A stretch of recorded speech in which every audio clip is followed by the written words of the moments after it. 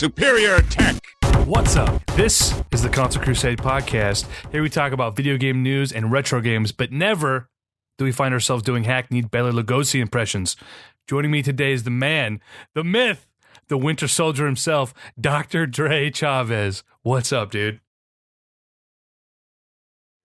Dude, I'm glad you're here. You're our first guest. This is, I'm sure, going to be as awkward as anything Nick or I do.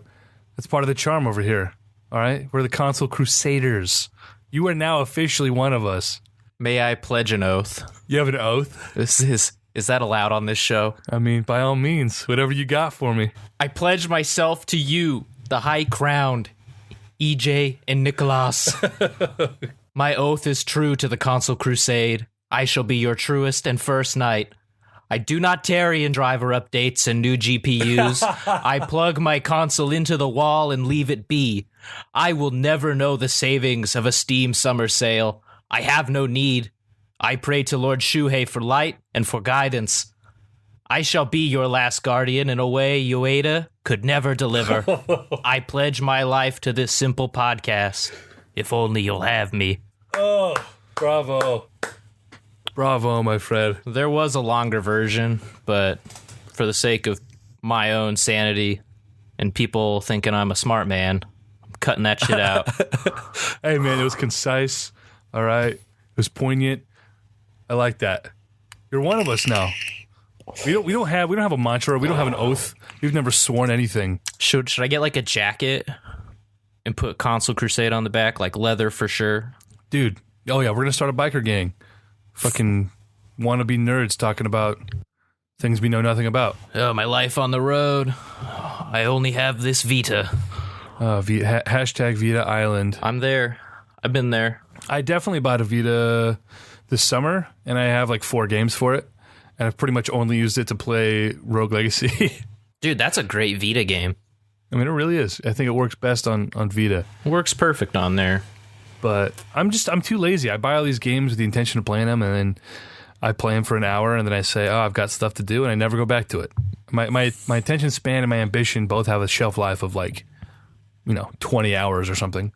20 hours, I feel like that's my favorite game length. That is way too long. Like, the Uncharted games were like 9 hours, and I was like, ugh, please get to the end of these. Please. The third act in all of them is too long. The third act is the only interesting part of any of those games, though.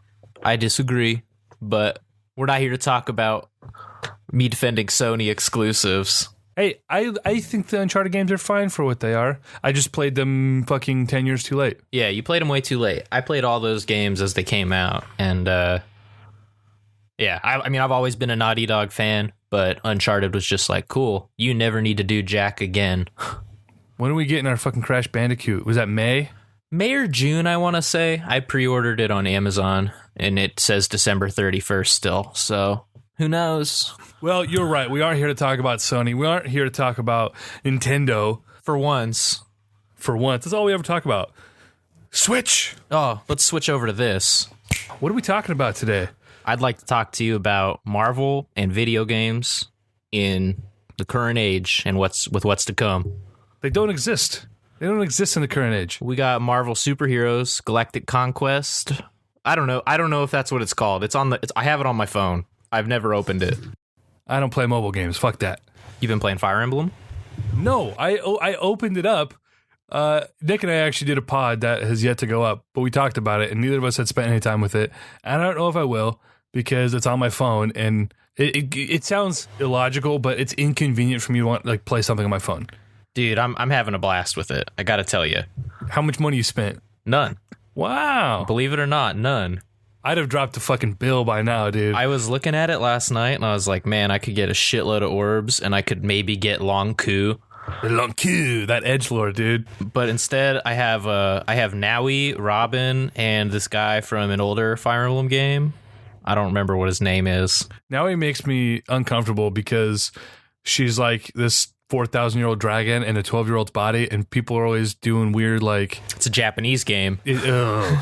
Creeps me out, man. So anyway, fucking Marvel in the current year, they just announced 3 new games. Yeah, they announced end of January that they formed a partnership with Square Enix.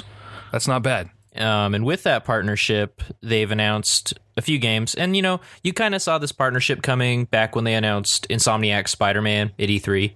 I'm excited for that. Yeah, it should be awesome. Insomniac's great at open world and traverse and all that. But, you kind of saw, maybe Marvel's going to not just, we got a movie coming out, make a game for it. We got another movie coming out, make a game for it. And it's all the same brawler, reused assets, underwhelming gameplay. When's the last time? Because I think the last game they put out, as far as movie licensing goes, was like Iron Man 3.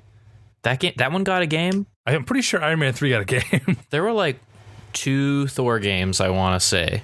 Well, I mean, what are they, just like action? Yeah, they're just action platform, the mid to late 2000s action platformer.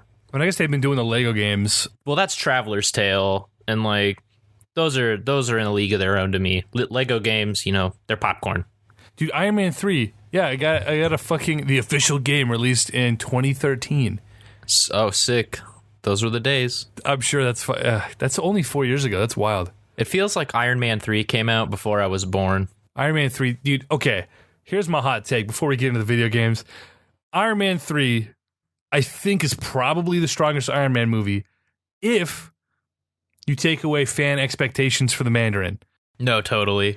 If you went in blindly like I did, there's some really campy stuff about it. I know our buddy Max, your co-host. Over at a precipice between 2 hills. Check us out.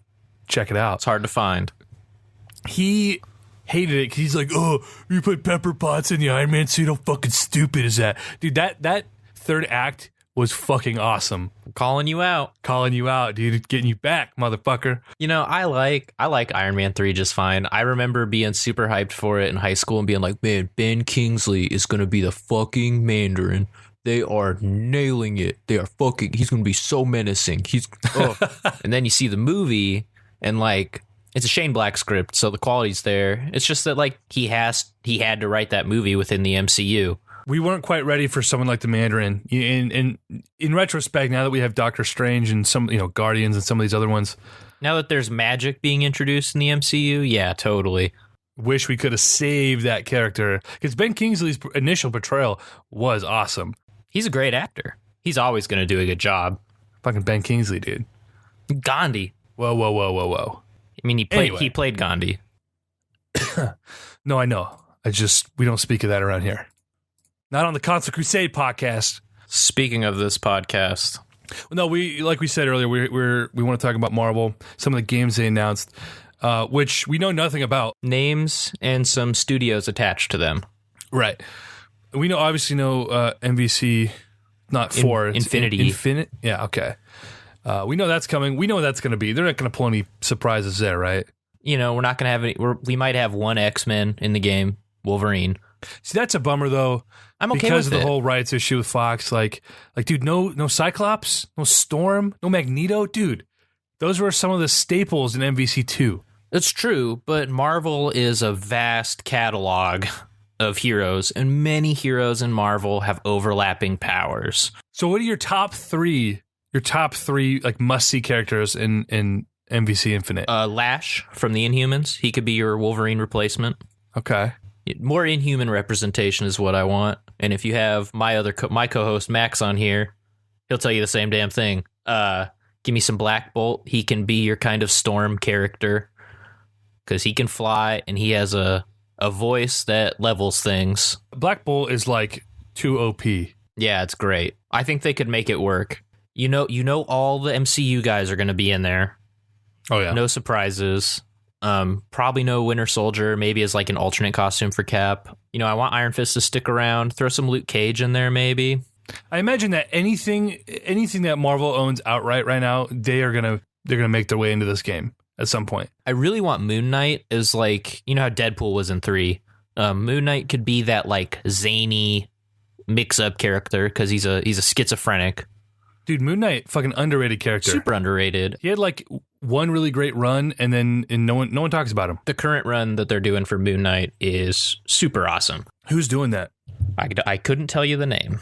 There's only like 11 issues of this, so it's and the Warren Ellis run is good too. So is Bendis's.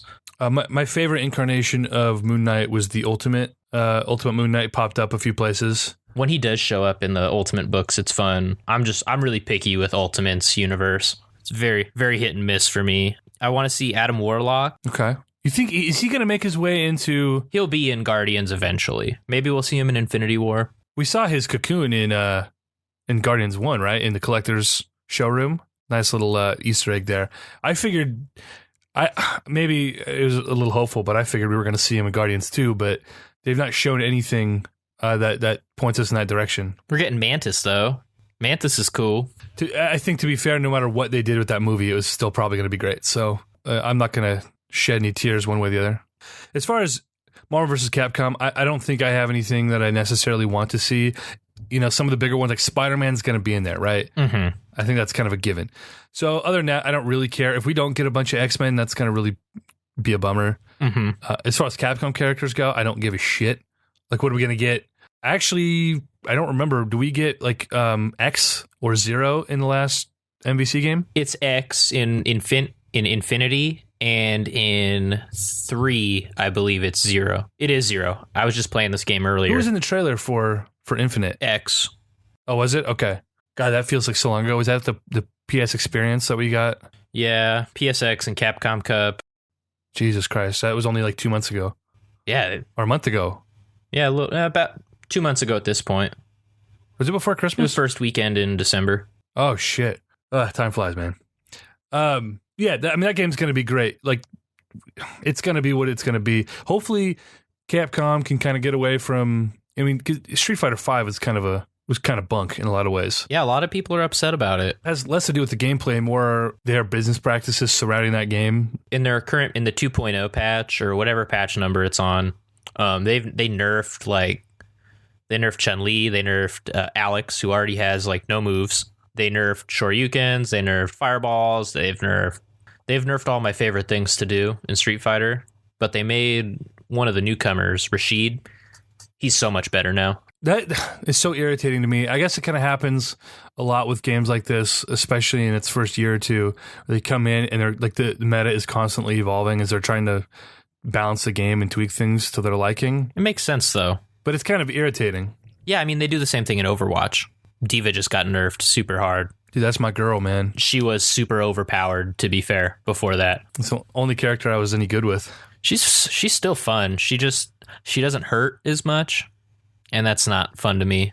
Going back to Marvel and Capcom Infinity, though, I would like to see Jack from Resident Evil 7 as a character. It might be too new, but I just finished that game this last week, and he was hilarious and awesome all at the same time. Where does that game rank in like the pantheon of Resident Evil games? You mean like on like a 0 out of 10 scale, or like where chronologically? Like, if you had to make a top 3 Resident Evil game, would 7 make the list? Yeah, probably. Is that recency bias, or was it a genuinely great experience? So 4 started off the action renaissance in Resident Evil. You know, before that, they were very puzzle-oriented. You're only going to fight 1 or 2 enemies at a time. You know, find the keys, do this and that. And Resident Evil 4, you know, it has parts of that. You know, it's also very action-oriented. And then moving into 5, that's just summer camp in Africa. Like, let's kill all the zombies. And then 6, I haven't even played, but it looked like an action movie. And now 7 has these influences that if you've played Resident Evil, the original one, or the remake on PSN or whatever, I think it's on Steam too. Resident Evil 7 has a lot of the elements presented in the Spencer Mansion, and just in its layout of the house that is presented in 7 just harkens back to the old days of RE, and that is great for me. So my top 3 would probably be 4, 2, and 7.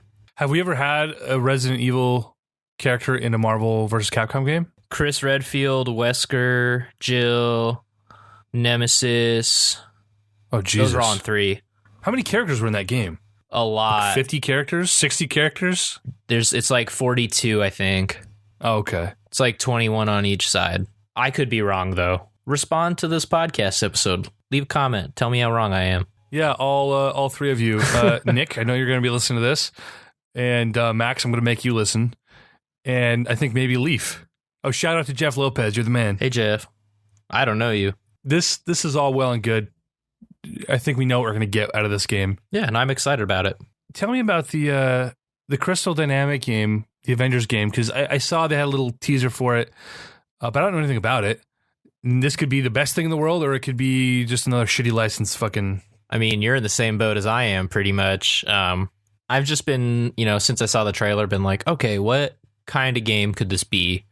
Crystal Dynamics, they do a lot, Tomb Raider, Rise of the Tomb Raider. They probably made some other stuff before that, but these are the important things to focus on. They made a open world exploration game with lots of traversal elements to it. And so in an Avengers game, I kind of hope they do not open world, give me 5 big maps or something like that, and allow some exploration within it, not so much a tomb, but a little thing you can, an obelisk you could go find and solve a puzzle or something using the powers given to you. A Final Fantasy 15 party comp, pick 4 heroes, filling in you're a bruiser, a shield person, and then 2 guys to attack, assault and attack with. Kind of go into a Final Fantasy 15 combat situation with those heroes. I think it would work really well. They haven't said anything about the game other than who's the team creating it. It's just it's Crystal Dynamics, and apparently Eidos Montreal is going to be working on it too with them. So Deus Ex is on hold, which fine with me, and that's an aside. But they're also going to be doing a Guardians of the Galaxy game too, which is wait, are we getting a Guardians of the Galaxy game, a proper game plus the Telltale series? Yeah. Oh shit. So there's going to be a Telltale game. I'd assume it comes out late summer this year. Dude, they're going all in on Marvel's going all in on Guardians. It's awesome. They're tearing down one of the rides at Disneyland and turning it into of all their properties. Why Guardians of the Galaxy? I guess it's just that fun, sort of big summer blockbuster. Well, I mean, and as a comic, Guardians is just a very epic space opera. People reading that comic now? I read Guardians. I love Guardians. What don't you read though? That's a tough question to answer. I really hate Tom Kane Batman. Or Tom King. It's really bad. Fucking DC. I don't follow anything those schmagoigles do. I don't really read X-Men anymore. I haven't read X-Men in years. You guys were talking about this on the pod the other day. Something about it being an incestuous fucking circle jerker. What was that all about? It is. Everyone that likes X-Men, because you have Marvel fans, and then you have X-Men fans, and the X-Men fans are no, we are X-Men. We identify with X-Men. We are together. We love. We are X-Men. We love the fucking movies. I don't care, dude. X3, baby, fucking best X-Men movie. Y'all can't see what I'm doing right now. X3. X gonna give it to you. This is always the worst part, is trying to transition between things. It's okay. This is the power of post-production, brother. All this is getting cut the fuck out. Except for usually when I call it out like that, I leave it in just because I think it's funny. Yeah, it's great. I make a bunch of notes like that in the show, and I just end up posting it. So, okay, the Avengers game, that could go in a million different directions. Like you said, sort of this action, the faux open world. Yeah, some group faux open world combat. I mean, I guess I don't care which direction it takes. I want a game where I can create my own hero, and whether you work your way up to become an Avenger, but just interacting with these characters that I know and love, but doing it with my own avatar, and so that would be cool. It'd be hard to do, but it would be cool. It could be hard to do, and especially because a lot of these sort of the bigger games the last couple of years, you're actually playing an established character, like Witcher 3. You don't get to make your own character. There's no avatar. Yeah, you're Geralt. Something like I have in my notes here. Something I'd like to see is something really story driven, sort of like The Last of Us. That would be great. But again, that's you're not going to make your own character to do something like that. You're going to have a cast of heroes that you're controlling. But something like that would be really great. Especially you could take do a darker story like that and do a mature game and. God knows you can go in a million directions with that. You've got decades to choose from. That's something I'd really like to see. Avatars in those games are really cool, but that's better reserved for the MMO space, like DC Online or whatever it's called. Is there a Marvel equivalent? Can we get a Marvel equivalent? If there was, I'd probably play it. I played DCUO for I think Max and I played it for a week. And it was cool for what it was, especially being a free-to-play game. If they did a Marvel version, I would definitely get into that. I'd be all over it. I'd be fine with it. I mean, Marvel could shit in a bucket and I would eat it for breakfast. So that's not saying much. Another reason for me to say nay to avatars in the Crystal Dynamics game is that they did such a good job with Lara in the Tomb Raider games, and I don't know the names of any other character in those two games. So I'd like for them to, maybe give you a strong lead, like a strong 3 leads, but maybe you only play as a Quasar, which is possible. I think I tweeted at you guys when you asked which characters we want to see. Oh, you gave us a response. some deep cuts there. Manifold, he was an Avenger. Yeah, he's a mutant though, so it'd be hard for them to, they're trying to forget about mutants. Wow, it's just such a bummer. I don't know anything about the Inhumans, nothing, and I haven't watched Agents of S.H.I.E.L.D. in 2 years. So, well, Agents of S.H.I.E.L.D. doesn't exactly inform you on what they tell you what an Inhuman is, but like the coolest parts of Inhumans, they don't get to in that show. Dude, Manifold is so fucking cool though. He is. God damn it. As I said on my show, I feel like he's just no clip. Who? If you go in like the game console on like Counter-Strike and type in no clip, you're just flying through walls and shit. Oh, really? Yeah, like that's Manifold to me. Yeah, it's cool, but he's like a giant cheat mode. So what about Black Knight? We just get like fucking, a hackneyed Thor, Yeah, that's fine. I mean, that's such a deep cut, dude. When did he first appear? Like 1970? Like, yeah, he's a pretty old man. Let me check. Oh boy. I'm doing this on my phone because my computer will probably freeze in the middle of this recording. That would not be ideal. The Masters of Evil. Why does that remind me of Mermaid Man and Barnacle Boy? Evil! I would just throw in some bullshit characters out there because I'm like, you're not going to get any surprises. I feel like they're going to be all MCU characters. It's Marvel. They play it safe consistently. Yeah. That's fine. Fucking Swordsman, dude. That Hawkeye motherfucking wannabe. Fucking Tom Selleck Hawkeye with a sword. Like, okay. Why would anyone want to be Hawkeye? Especially if you've, like, watched the movies. What, dude, you read the Matt Fraction run on Hawkeye, right? A couple years ago? Oh, yeah, that was awesome. But Fraction's not with Marvel anymore. I mean, Hawkeye's still funny, but, like, I don't know. I'm just picky and choosy with heroes. What the hell's Matt Fraction doing these days? He did that. He did Sex Criminals. Right? Sex Criminals is still going on from what I understand. Okay. I just got this book from him called Satellite Sam. Pretty cool. I don't want to say too much about it, but the first issue's free on Comixology, and you can just read it there. It's very noir. You're being very coy about this. I don't want to say too much. It's not for everybody. I'll say that, too. But you'll know within, like, 3 pages whether it's worth reading or not.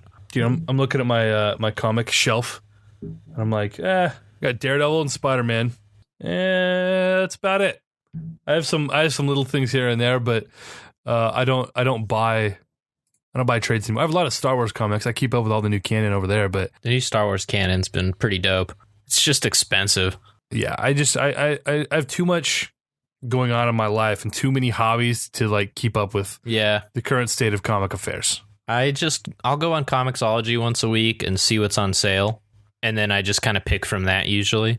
I feel like we're spoiled with the Marvel movies. Like I feel really fortunate. It's like, oh, I don't have to keep up with the comics anymore because it was getting to a point where I didn't want to have to go through the trouble of reading everything to find out what was good. I just wanted to read what was good. So I'd wait. I'd be a year behind and just read the highly touted stuff. Dude, with that, I can get my superhero fix now with the Marvel movies 3 times a year now.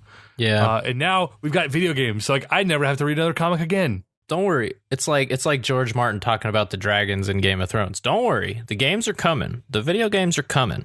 Yeah, I'm sure. But we're going to have to see like Captain America's penis before that can happen. Oh, God.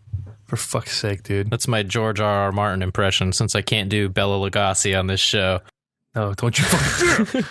Bela Lugosi. Whoa. I'm a liar now.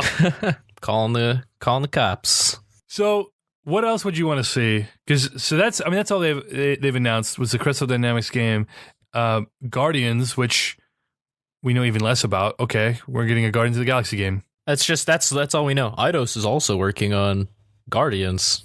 Okay, we'll see that in 4 years. Yeah, awesome. The next Olympics will be done by the time I can be in space as Star-Lord. Donald Trump may not be our president the next time we get a real Marvel game. What if, like, they drop, like, 9 games during Donald Trump's presidency, and they're all, like, 8s? Did he make America great again, even though they're all developed in Canada and Japan? I'm not qualified to answer this. I don't know. This is a question for better minds. They weren't developed here. If they were released here, and if they're all 8s or better, I mean, that could get me through the next 4 years. Yeah. Getting my fix. Getting your fix on your Switch. The Telltale game, like, that's probably just going to be run-of-the-mill Telltale. You're way more well-versed on that side of things than I am. You know, all I can hope for is that it's The Wolf Among Us in space. A game I own, but have yet to play. That is, even after Batman, it's my favorite Telltale game. Batman's only had one season, or one episode, right? There's 5 episodes. It's done. Oh, really? It was pretty solid. The 5th episode, I played them as they came out. And so the 5th episode, there's a sequence in Arkham Asylum where you are Batman, and like there's a lunchroom brawl going down. And when it gets to the end of it, there's a guy with a taser, and he's like gonna tase you, but his whole body's missing, so it's just like eyes and teeth and a floating taser. I don't like that at all.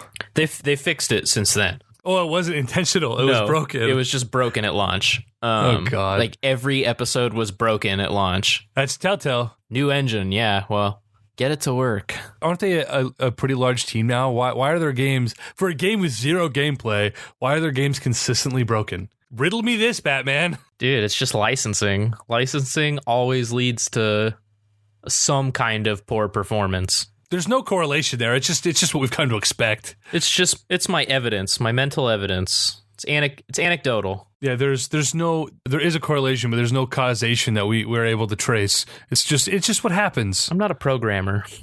I don't know. How these things work. No clue.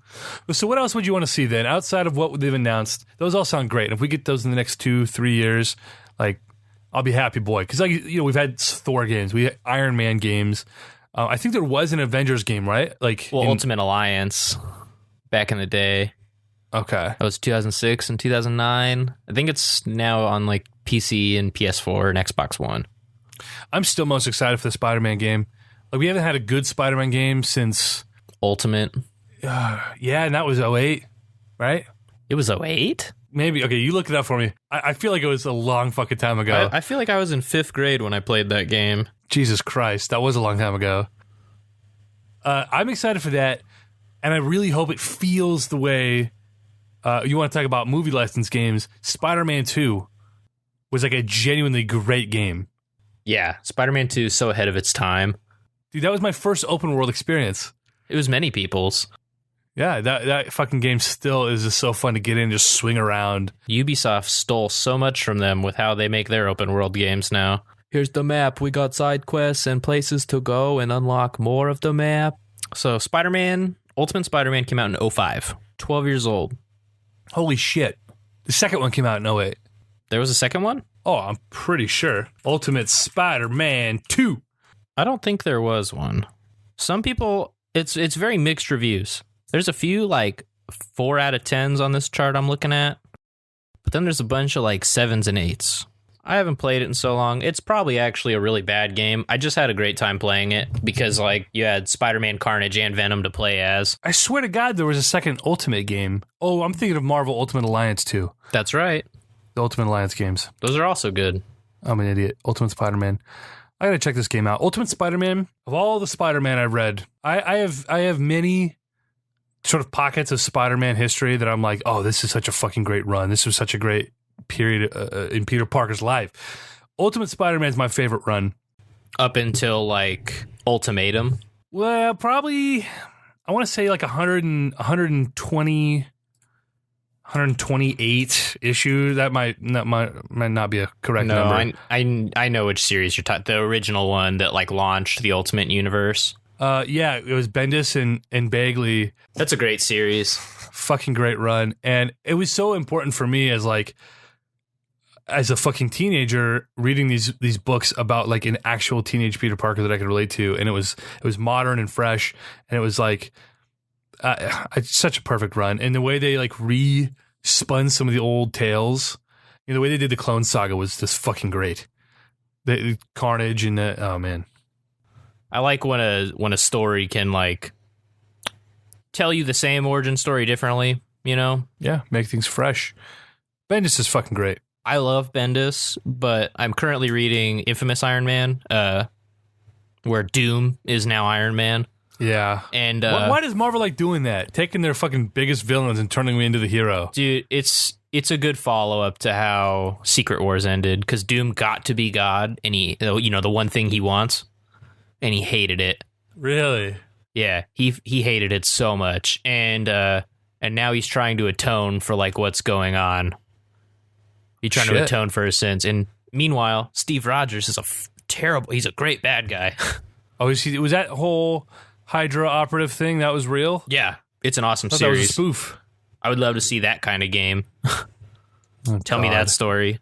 But I don't know, when we collaborated on, you know, getting together to record this, I got a little list going of games I did want to see. You've got a pretty comprehensive list. So I got, to start us off, Daredevil VR, which apparently has already been announced. Really? I saw it on a Vive subreddit earlier. And there's games on Steam. It's called like Without Eyes, and then there's what's the other one called? But it's like those two games being released are proof of concept that you could play a game as a blind man. Make it like Super Hot banged Arkham. What is Super Hot? Super Hot is like, from what I've seen, play it in VR.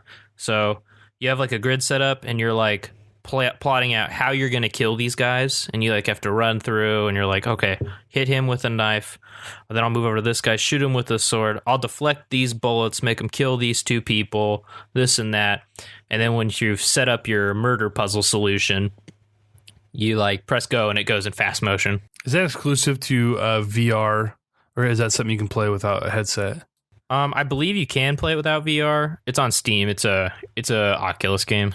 Or Vive. I have no clue. We're console peasants, man. We don't have these fancy headsets. PSVR is the pinnacle. But the gameplay I've seen from Super Hot was like, yeah, this is great. I would love to see Daredevil in an environment like this, especially with like how he sees the world. There's an old game on, I don't know if it's on Android, but I definitely had it on my iPhone, called like Papa Sangre. And you were like trapped in the underworld, and you have to play the game with headphones because you're navigating the underworld blind, and you're walking around listening for footsteps, finding out when enemies are going to come to you. Fuck that. No, it was really fun, actually. Freaking me out, man. But it could work. Anything with Daredevil, anything at all. He has such a unique skill set. They could do so much with him. One thing that I was kind of bummed about with the show that they didn't really get into was you don't get to really see, you don't get that POV with you seeing how his powers necessarily translate, you know, and kind of getting into that headspace. The comics do it well. Yeah, that's something I would like to see, and that is perfect for VR, where it's like simultaneously sort of handicapping you if you're wearing this headset and presenting you with a series of puzzles. So I think that could be really fun. Yeah, and 3D audio's come a long way. Like, you can make it work. Earlier, I had said something, you know, anything story-driven like The Last of Us. Like, tell us a really compelling story with characters we fucking care about. Definitely. Gameplay doesn't have to be anything to write home about. Just good enough to keep you engaged in between, you know, character moments. And that game was the first game that I played like that, you know, I was waiting. I was itching for that next cutscene. And the way that they intertwined character moments when you are actually in control of the characters, you know, and it's not all just, all right, put the controller down and watch these characters have a dialogue now, like exposition dump. It's they interact with the world, with each other as you're playing, and that was, I think, something that's kind of unique. So anything with superheroes, you know, as we've seen with the Netflix shows, if you're able to humanize these characters in a way that the comics haven't always done well, and make it, you know, as visceral as possible and as relatable as possible, I think that kind of format would be perfect. And obviously, the dream developer put Naughty Dog on it, right? That'd be great. Give it to them. Give them the characters. The only problem with Naughty Dog is they've got to put The Last of Us 2 out before 2020. That's not gonna happen. That game isn't. They didn't like all they've done for that game was put that trailer together, and people are breaking this fucking game down like Ellie is dead, or it's like, or Joel is dead and Ellie's losing her mind, and it's like no, they just put together a fucking trailer, bro, because that's all they've done. That trailer they showed when The Last of Us was re-released on PS4. Naughty Dog did like this live event where Troy Baker and Ashley Johnson were like acting out scenes from the game, and they pretty much acted out that cutscene at the very end. Yeah. So to me, there's nothing to speculate there. Like, just let them make the game. When Neil's got something to show us that he's like proud of, we'll see it. I hope they don't show it to us at E3. I hope they don't show it to us next E3, unless of course it's ready. Do you remember a couple years ago, you and I getting in a big old Twitter spat about? I was like, there's not going to be a sequel to this game. Like, they told this story. It's over. And if we get a sequel, it's going to be like spiritual successor. It's not going to be a direct sequel. You're not going to bring these characters back. The story's over. And they said as much. After that game came out, everybody surrounding that game said, dude, this was it. This was all you're getting. It's all you need, but it's not all they're going to give you. No, I'm excited for it. Shit. Give me another one. And get into the, actually kill Joel this time, please. Yeah.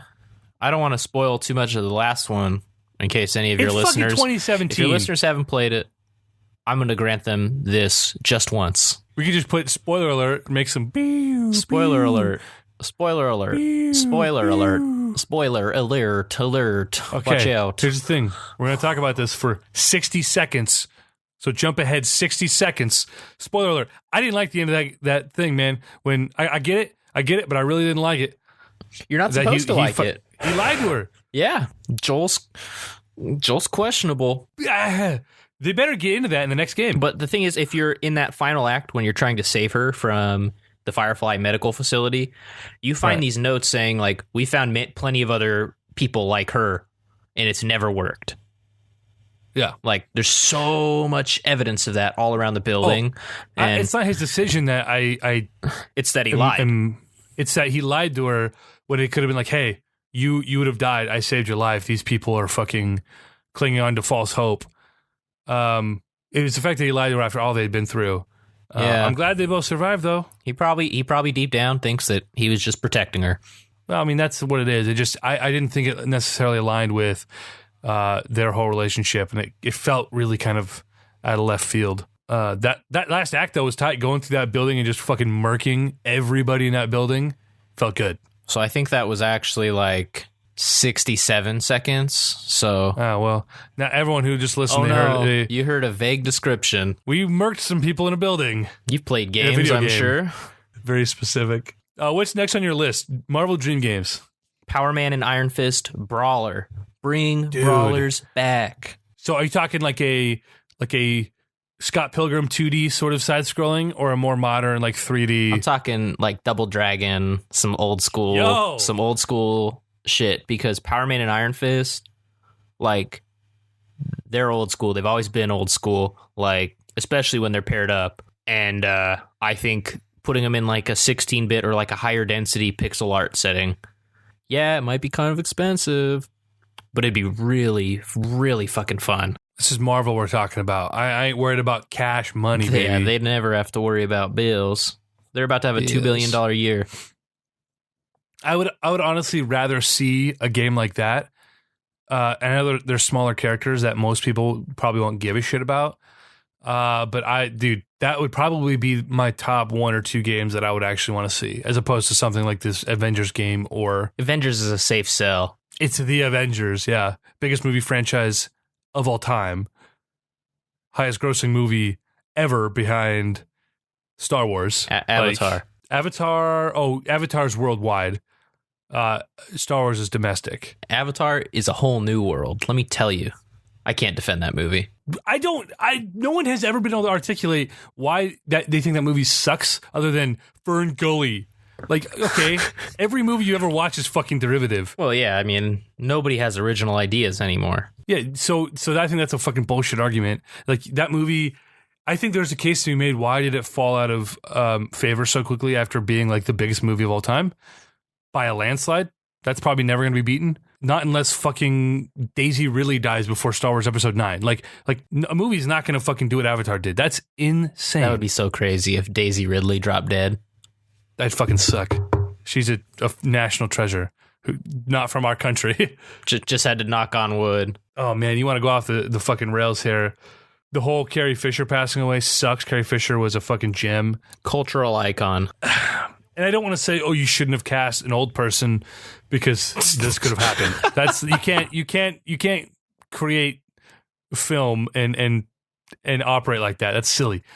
But like their first mistake was giving her a big role that is like crucial to the plot of either movie. Because did you see her in Force Awakens? She can't act anymore. Yeah, dude, and it's kind of sad because like for like the year leading up to her death, she was constantly tweeting about like I'm decaying, I'm dying, like in emojis. Of course, she tweeted cryptically. She used every emoji ever, more than I've ever seen. Dude, that was her fucking. That's just her humor though. She's fucking hilarious. Yeah, she was a super hilarious woman. So that's my problem with it is I don't know why you said.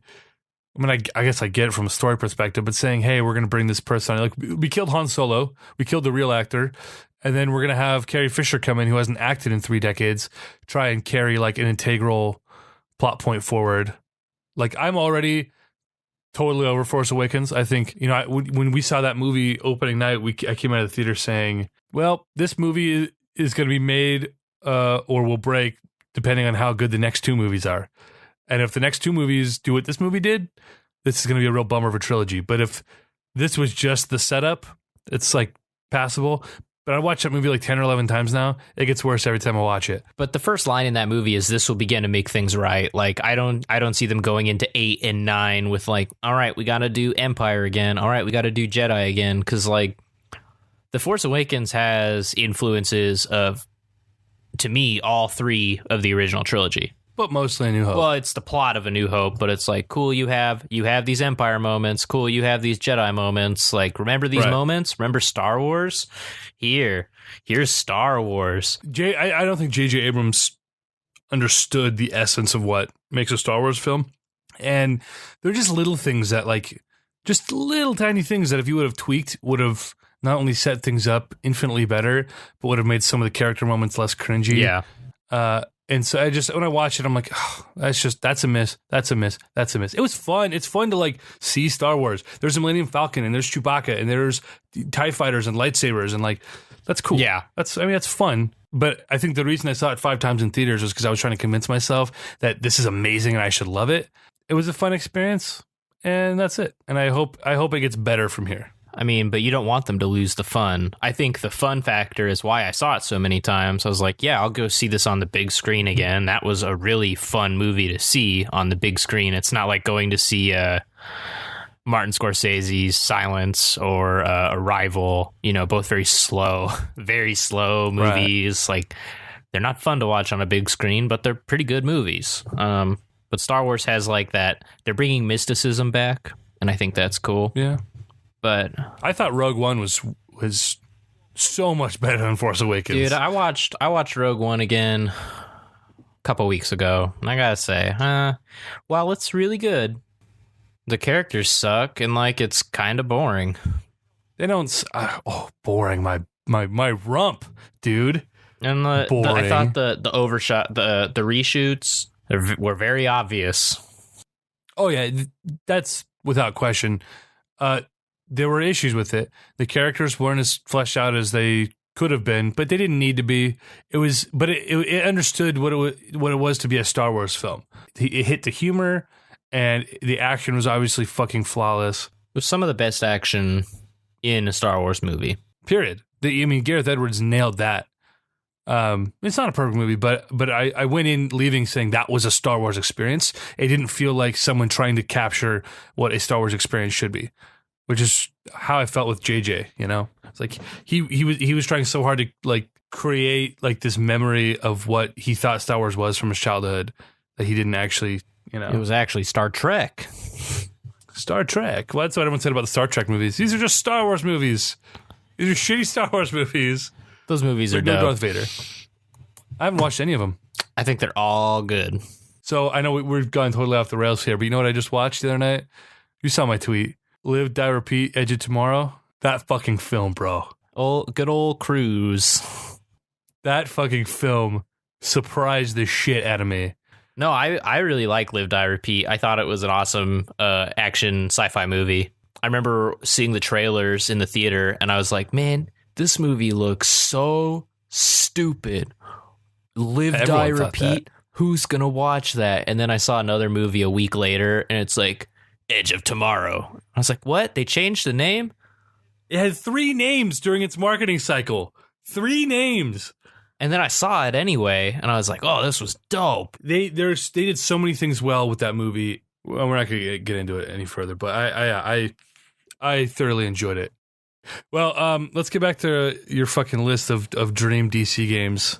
Yeah, that's what we're talking about. Give me Superman fighting Captain Kirk, and then they team up with Iron Man. No, so my next one that I have on my list is a Jessica Jones walking simulator by either Fulbright or Campo Santo. Okay, walking simulator is a very vague term. That's a broad genre. So if you know the games like Firewatch, Gone Home, Tacoma, Edith, I think that's a game. Amnesia, stuff like that. I mean, those are all horror games, but that kind of gameplay, going around New York solving cases. And Campo Santo, they did Firewatch. I think that game had a great story, and I think one of those teams, both very narrative driven, could do something pretty cool with Jessica Jones, who doesn't exactly enjoy the fact that she has got powers. She kind of hates the superhero community. Like, let her go off, solve her cases, and kind of keep it contained. Maybe a couple shout outs. Maybe Daredevil shows up for a little bit. Maybe Luke Cage is there for a little bit. So let me ask you then, when you listed off those games, those are all very single player experiences. It's just you and maybe one other character in that world that you're communicating with. And they're very sort of, I don't know, it's about experiencing the solitude almost. And they're very contained experiences. Wouldn't Jessica Jones fit better doing like a Telltale series, solving cases and going around? And I almost feel like if you're going to do a Jessica Jones story, that would be the way to do it. She'd work in Telltale. I guess I just want to see Marvel dip their hands into a bunch of different bowls of games, and that's what I was trying to do when I was making this list up. I was like, oh, I've already got a game like this, so think about something else. No, variety is good though. That could be really interesting. And then the sort of noir aspect could probably lend itself pretty well to games like that. You think of Firewatch, that was a very what's the word I want to use to describe it? It's isolating. Yeah, it's very lonely and it's sort of an eerie experience, So yeah, no, I think that could be pretty cool. The only other game that I have on my wish list, I know you have a few more. I'm not going to read all of them. Well, I want you to get into a few more of those. The only other one that I have on my list is do a game sort of like Sunset Overdrive, where it's this very arcadey, colorful. That would be nice. And that game was sort of a hybrid between like a beat 'em up and this third person action adventure, open world traversal. If you did that with a rotating cast of heroes, where instead of all these different weapons, you were cycling through different heroes with different powers and doing something similar to that. Just crazy boss battles and ridiculous enemies and just colorful and fun and crazy. I mean, that kind of sounds like, the vague things we know about the Crystal Dynamics Avengers project. Maybe. If they did something like this would maybe be the perfect venue to sort of create your own hero, and you can cycle through powers like Sunset Overdrive. You have all this variety. You can go in any direction you want with it. So that'd be perfect for creating your own character, and then they don't have to bring that into sort of the proper Marvel universe, and that that opens a whole can of worms. Make your own character, and how do they fit into an established story? Could be tricky. So something that is on your list that I really want to talk about, which I think would be fucking cool, is doing a God of War sort of game with Thor. I've been thinking about this game for a few days. I can't tell you the plot. I don't have a plot.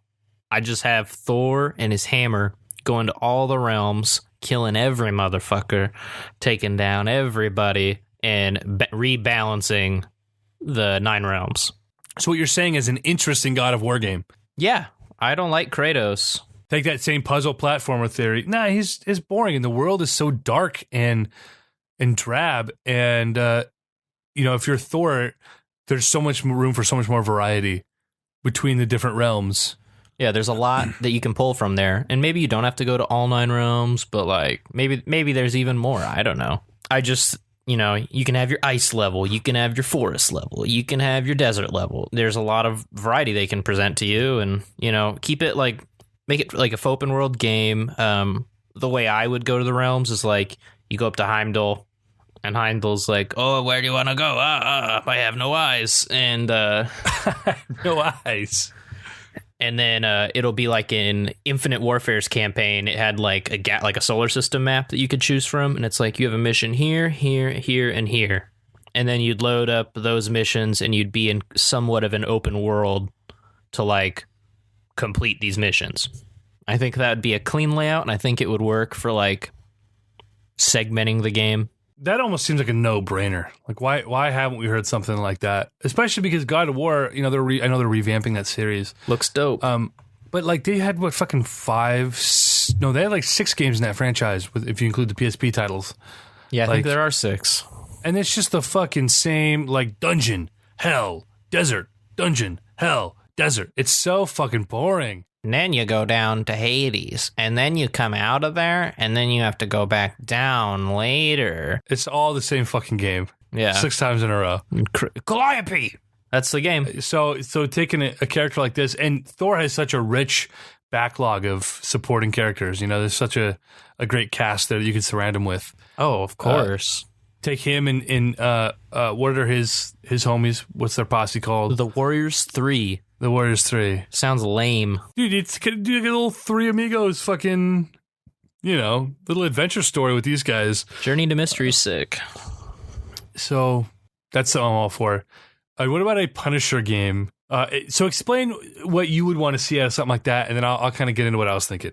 I mean, I don't want it to be a cover shooter, but it probably would end up being a cover shooter based on just how I play stealth games. Like I fuck up, and then once I fuck up once, I'm like, oh, I have to kill everybody, and that usually resorts to cover shooting. I'd like a little bit more of like a Hitman kind of game for him, but when I think of Hitman games, my mind just goes to Black Widow, so it's out the door. That would be perfect. It'd be great.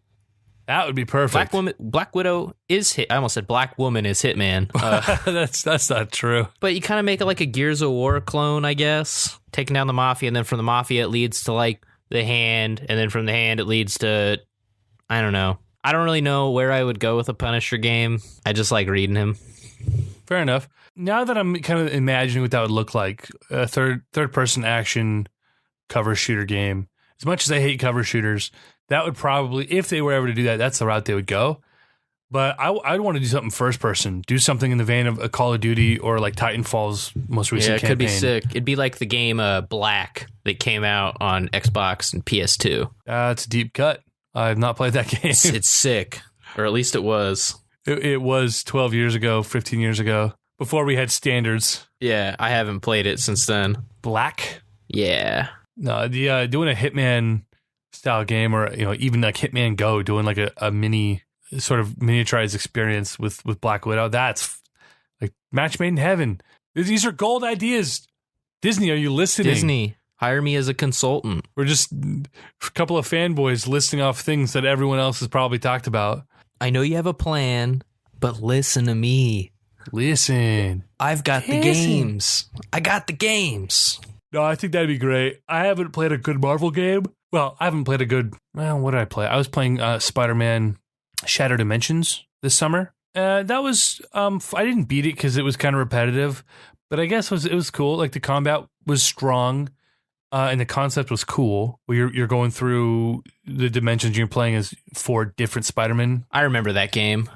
It was all right. That was probably the last like decent Marvel game. I guess Deadpool was received well enough.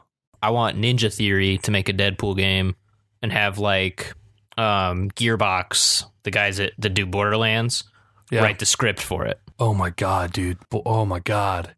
How can we do a game like Borderlands and incorporate Marvel characters and kind of stick to that formula? What would that look like? Guardians of the Galaxy.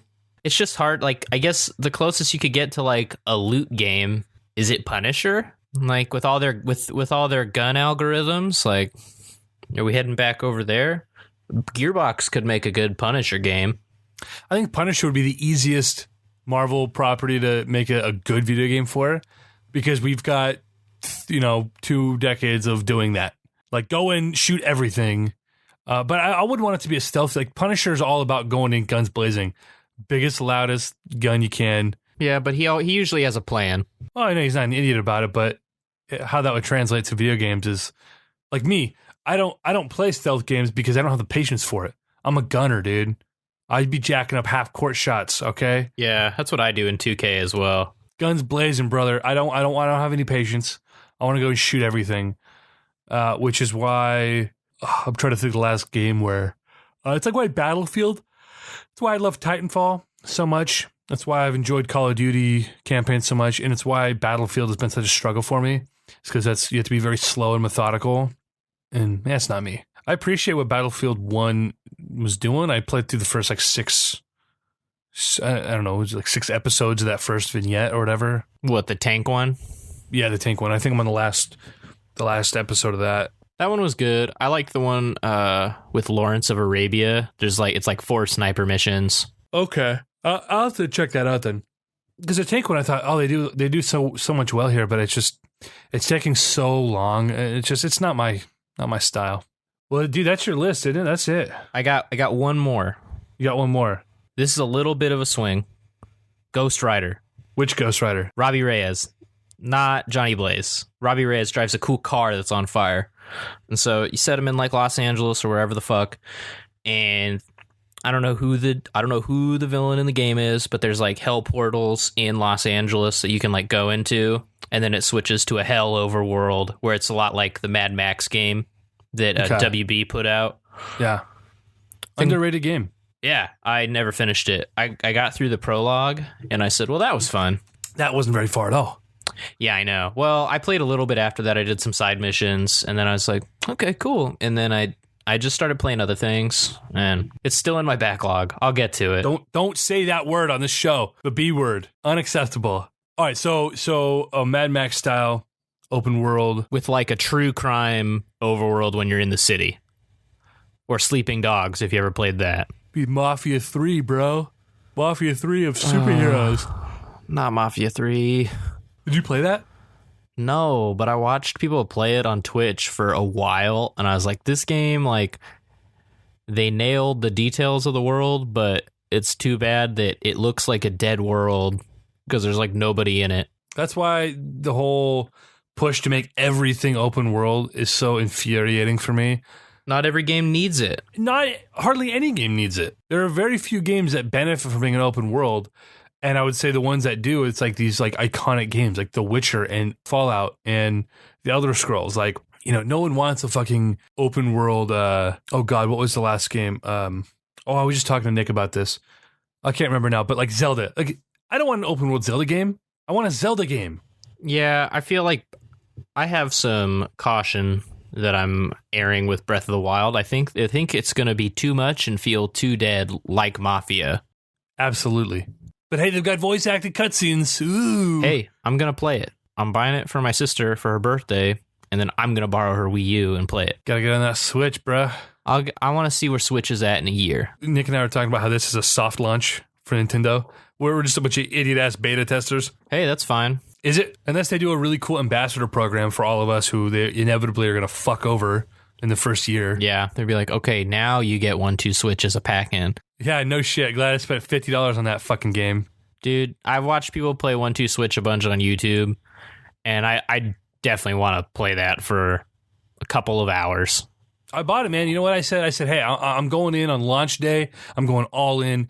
This is part of the launch experience. I have to bite the bullet. Dude, you'll get to feel those ice cubes in your glass. I cannot wait to roll some marbles around. I would, yeah. I mean, the Switch, I think it looks awesome, but I just want to see what games are on it in a year before I'm like, okay. Unless this game goes the way of the Wii and people just fall for the gimmick, which I think is increasingly unlikely. I think consumers are smarter than they were 10 years ago. Yeah. this game's going to have no third-party support. And so far, they've basically just announced 2 unreleased Wii U games in Zelda and Mario. Yep. And we're getting a bunch of Wii U ports. I don't know what they're doing, which is a running theme on this show. Is I love Nintendo, but fuck Nintendo. Again, like I said with my Wii U, if I get Smash Bros. And I get Mario Kart and I get Zelda, that's all I need from it. Anything else is icing on the fucking cake. Yeah, I've never gotten a Nintendo console and saying, man, I can't wait to play Ubisoft games on here. Right. Mass Effect 3 getting a 2-year a release 2 years later. It's just Mass Effect 3, and you don't understand why you're at war or any of this. Like the worst in a trilogy 10 years later. I've played all of them, and I love those games. We'll talk about that some other time.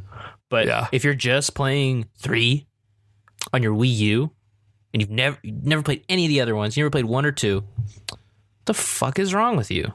No shit. They just, it's third-party Nintendo sci-fi, like... We got Arkham City 3 years later. Yeah, the worst version of a game late. The Switch will have the same problem, especially because the Switch is, by all accounts now, no, it's not going to even be as strong as the Wii U, which is a fucking Xbox 360 without a DVD player. Like, I don't know. It's, I don't even own DVDs anymore. I'm a Blu-ray boy.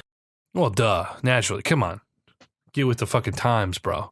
How long until Blu-ray is fucking useless? Never. It's peak physical media. You think there won't be a successor? Maybe just a better disc. Sony is always fucking around with lasers. Lasers. Those like Ultra 4K Blu-rays, I've seen a couple of them on a TV. They look amazing. Oh, yeah. What color is that laser? I don't know. It's all about the color. It's all about the color. It's probably extra blue. Extra blue. This is deep blue. It's 4 times the blue. The best Parkway Drive album. 4K is the blue. Deep blue, yeah, I was listening to that last night while I was playing some Overwatch. Moshing for the environment. Bro, I was being a little sarcastic about it being the best album, but everyone hates that album, and I think it's like criminally underrated. Whatever. Parkway Drive. This has been the Console Crusade podcast. My name is EJ Olsen. This is Andrew Chavez. Check out A Precipice Between Two Hills and follow me on Twitter at Chavez. Did we mention that already? Precipice Between Two Hills. We've done it 3 times now, so that's good. Well, the elephant in the room, Andrew's podcast here, is dead. That was the original Precipice name. Between Two Hills. I like that name. Precipice Between Two Hills makes no fucking sense. Yeah, but it's where we meet to record. That's his charm. That's his charm, dude. You'll never know where it is. It's very vague.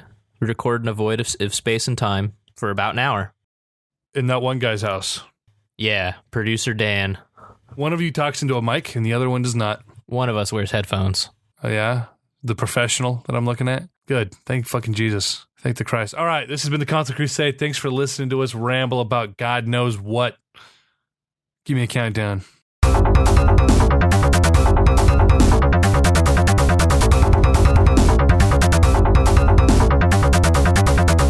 Superior tech.